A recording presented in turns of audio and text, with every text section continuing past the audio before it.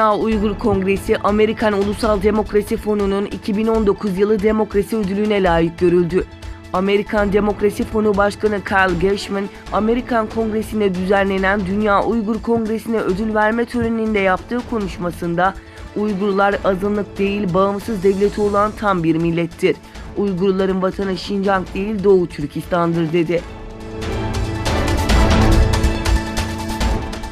Çin'in muhalif isimleri kolayca tutuklamasına ve yargılamasına yol açan, halk tarafından şeytani yasa olarak adlandırılan yasal düzenleme, Hong Kong'da son 5 yılın en kalabalık protesto gösterisiyle tepki gördü.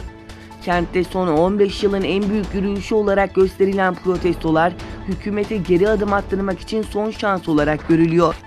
9 Haziran'da New York, San Francisco, Vancouver, Toronto ve Sydney başta olmak üzere dünya çapında 29 kente Hong Kong'a destek etkinlikleri düzenlendi. Hong Kong'da yapılan eyleme protestoculara göre 1.030.000, yetkililerin açıklamasına göre 240.000 kişi katıldı. Hong Kong 1997 yılında Birleşik Krallık tarafından Çin'e devredilmişti. New York Times, ABD'li ve Meksikalı yetkililer arasındaki 11 saatlik görüşmeler sonucunda Cuma günü varılan mutabakatla ABD Başkanı Donald Trump tarafından ilan edilen anlaşmanın aslında Mart ayında sağlandığını iddia etti. Öte yandan New York Times'ın haberine Twitter hesabından yaptığı açıklamayla tepki gösteren Trump, "Başarısız New York Times'tan bir yalan haber daha. Biz sınır güvenliği ile ilgili adımların atılması için uzun süredir uğraşıyorduk. Ancak imzaladığımız anlaşmaya kadar Meksika'dan tam olarak bir şey elde edememiştik" ifadelerini kullandı. Kazakistan'da Cumhurbaşkanlığı seçiminde oy sayma işlemi başladı.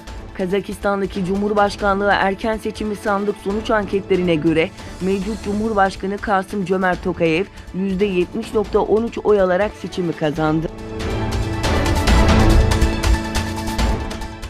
2020 Avrupa Futbol Şampiyonası H grubu 3. maçında Türkiye Fransa'yı 2-0 mağlup etti.